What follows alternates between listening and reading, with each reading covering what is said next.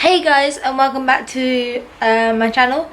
Today I'm going to do a bit of a personal video, and just a disclaimer, we are going to be talking about poo, we are going to be talking about prolapses, we are going to be talking about all that kind of stuff. So if you're not interested in that kind of stuff, then I wouldn't suggest watching this video. But if you are interested in things like that, then stick around, because that's what we're going to be talking about.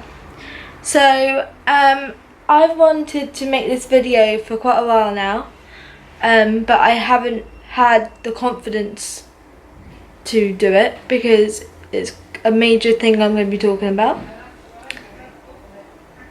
Sorry, there's someone talking in the background. You might hear a bit of talking and moving around, so sorry about that. But anyway, so I haven't said on film yet that I have hidden from you guys a very, very big part of my life, and that's just because at the time I didn't have the confidence to speak out about it. But now that my health's stable, touch wood, I'm touching my head because I haven't got wood near me, touch wood, I feel like I am ready to share this. So here's my big secret. I have something called a colostomy bag, or a stoma if you want to call it that. And basically what a colostomy bag is and what a stoma is it's part of your bowel on the outside of your body. So on my body, my stoma, which is the bowel, is on my stomach. So my bum hole basically is in front of me instead of the back of me. That's the way I got told when I went initially to talk about this with the nurses. And I've kept this quiet for quite a while because it's not something you really want to talk about, people's bum holes and poo and anything like that. But before I decided to have a stoma, I didn't have a video like this to watch. It was fine the nurses telling me all about it, but they had knowledge and they had experience with other patients, but they didn't have it themselves. So this is all first-hand knowledge from me. I'm not professional, I'm not a doctor, so some things might work for me and other things might not work for you, so please don't say, well, you said blah, blah, blah, blah, because I'm not a doctor. So I'm just going off of what I know, pardon me. See, that's one of the disadvantages of having a stoma, because you pass gas uncontrollably. So that's one of the disclaimers. Anyway, growing up, I've always had trouble with my stomach and my bowel. Since a kid, and when I was 19, the colostomy bag kind of got brought into conversation because unfortunately I spent quite a lot of time in hospital before my stoma dealing with my bowel problems, and they were like, Lauren, if you have your stoma, you know, these problems might go away, basically, and I didn't want a stoma at 19 because I thought, well, surely if you poo in a bag, and by a bag I mean a bag like this, it's got a hole in the back, and that's where your stoma sits, and then all the poo or waste goes in the bag, and it's like that up against your skin, if you can see. So if my hand was my skin, it would be up against like that. And I thought, oh, if you put it in a bag, people are gonna smell it, you know, and all those kind of thoughts came into my head. And the doctors kept saying, no you won't, no you won't, no you won't, and I didn't believe them, if I'm honest. If I'm truthfully honest, I didn't believe them. I was like, yeah, right, you're just saying that. But honestly, you really can't smell it. I mean, the only time I think I can smell it is unfortunately when it leaks, because unfortunately this sticks to your skin, but sometimes it will peel away, and that's when you get leakages, or if you haven't got the stoma bag on right. But I'll get into that a bit later on.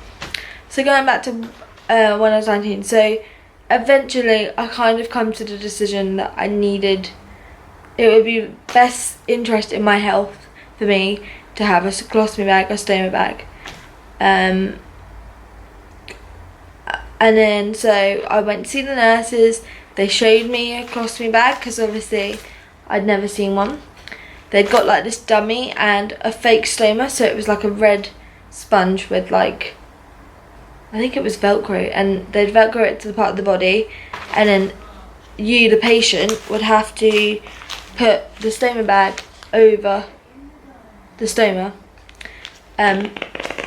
pardon me again, to, she's very active today, or very loud should I say.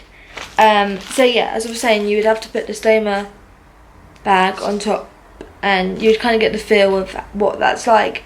They took you through how you do it, so I'm not confident enough to show you my actual stoma, and I don't really want to, because even though I'm talking about it, I don't really want to show you it, because it's just not one of those things I want to show. But I know some other people, other YouTubers that have filmed changing their stomas, so I'll leave the links in the bottom, so if you want you can go and check that out as well. But going back to my story, so eventually I decided that it was best for me to have a stoma. So let's go into like recovery and waking up. So as far as I can remember, I woke up and they said to me, do you want to see your stoma? And I was a bit like, yeah. And if I'm honest, when I looked down, because I don't know if you can see, if I tilt the camera maybe, my stoma is here. So I looked down and I was like, oh my god, because I looked down and the stoma was massive. It was swollen, it didn't look nice, it didn't smell nice, and I was like, what the have you done to my body? Because seeing that for the first time kind of freaked me out a little bit. But the swelling does go down eventually, it just takes time. So learning how to put on a colostomy bag was very interesting, because although I have got two hands, I can only really use my left one. So I had to learn how to put one of these onto my skin one-handed, and I can assure you it's not easy. It takes a lot of practice. And I still struggle with it sometimes now, and I've had it 4 years. So yeah, so I never thought, when I was learning to put this on, I was like, I'm never going to be able to do it by myself, it's going to be really hard, what am I going to do? Like, I was kind of panicking in my head, because I was like, I've got this thing for life, oh my god, freaking out. But eventually you get into the routine and find your own little methods of how you're going to do it. Also, when you go home, they give you a list of foods that they suggest that you avoid for 2 weeks, while the swelling's going down.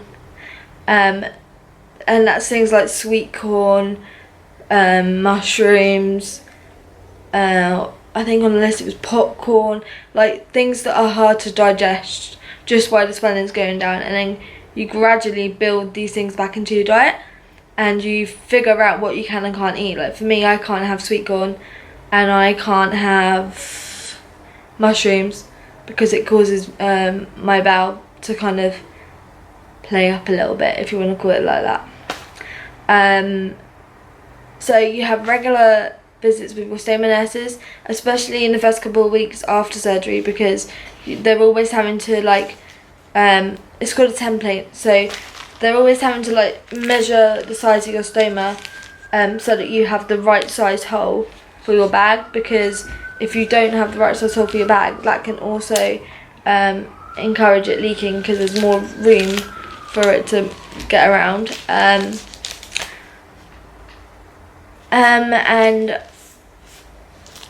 yeah, I mean, for the first couple of weeks while it settles down as well, your bowel will be, it will be very, very noisy. So if you pass gas, it's really loud, but but that kind of settles down as your bowel settles down. It's unfortunate, because I've had a lot. I don't really want to go into detail about this because I don't want to scare you guys if you're new to having a stoma or just watching this video. But I had to change my bag 3 times a day for the past couple of weeks, because basically what happened was, the first year of having a stoma was great, but as the years have gone on, I've had to have a lot of bowel surgery because I've had prolapses, and the two most common things to happen with a stoma is a hernia. And I've never had a hernia, but I've suffered with prolapses very badly. And if you don't know what a prolapse is, it's where the bowel comes out. I'm not going to put pictures in because it's not very nice, but it's where the bowel comes out of the body. And then for a stoma user, you have to physically push your bowel back into till it's where it is normally on your stomach. And sometimes in some situations you try and push it back in and it won't go back in, and then unfortunately I've had to go to hospital and they've said to me, I'm sorry Lauren, but you've got to go to surgery. And basically they have to make a new stoma. And I've had a lot of surgery. I mean, I've lost count with the amount of emergency surgery I've had. I've had things go wrong that are very, very rare, and I'm not going to go into detail with that either, because if you're new to having a stoma, I don't want to freak you out. But what I will say is, please ask every question. Like, please make sure you ask about the negative sides of having a stoma, the worst things that could happen, you know, because I didn't ask, well, what is the worst case scenario?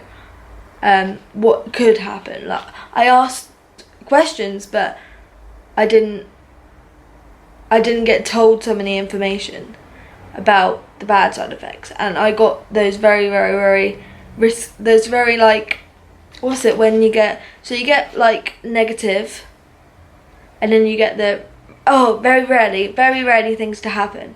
And unfortunately, the very rarely things that could happen, I got, and unfortunately no one really informed me of that, and I had to deal with that on my own, and not on my own, but the doctors that I saw had to tell me, and they were very, very, very rare things that happened.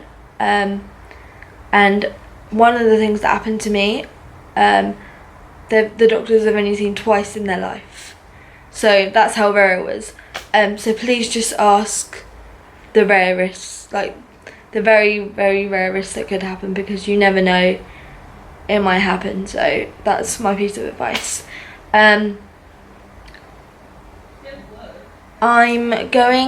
If you guys are interested in like this video and want to know more about like what I carry day to day, because when you go out, you've got to carry spare bags with you and stuff like that, and clothing. So if you want to know what I take around with me, leave me a comment down below, and I will do that video if you're interested. Also, if you've got any questions, leave it all down below as well. Like, I'm making this because you might be thinking to yourself, why are you talking about your bumhole technically to the whole world? And I'm doing this because, like I said, I didn't have a video to turn to, like from a patient's perspective. I had one from the nurses, but not from an actual patient that had one themselves. So I'm trying to make awareness for people and trying to help people, because these decisions about having these are life-changing, and majority of the time when people have them, they have them for life. You can get them reversed, but majority of people that I know have had these for life, and I've got mine for life. So I'm just trying to make awareness of it and inform people and help people the best way I can, because people seem to like these kind of videos that I do. So yeah, so if you're interested in seeing what I carry day to day when I go out and about in my bag in case of like accidents or leakages, then leave me a comment below and I will get back to you as soon as I can. And if you're new here, please subscribe to my channel. Please also follow me on Instagram if you want. It's Lauren Taylor /music, and if you prefer to ask me a question privately, you can DM me on Instagram instead of writing it on YouTube, writing it all over the internet on YouTube. So I hope you enjoyed this video. I hope it's been informative. I hope I've given you some tips. I hope it's helped you make a decision if you are gonna have one, or if you're struggling with one, know that you're not the only one out there that struggles, because I've had mine 4 years and I still struggle today. So you're not the only one if you've got one already, and if you're having bad times, it does get better. I'm having a bad day, if that helps with mine today. It's driving me insane, it keeps leaking. But we got to stick together in this world. So I hope you enjoyed this video.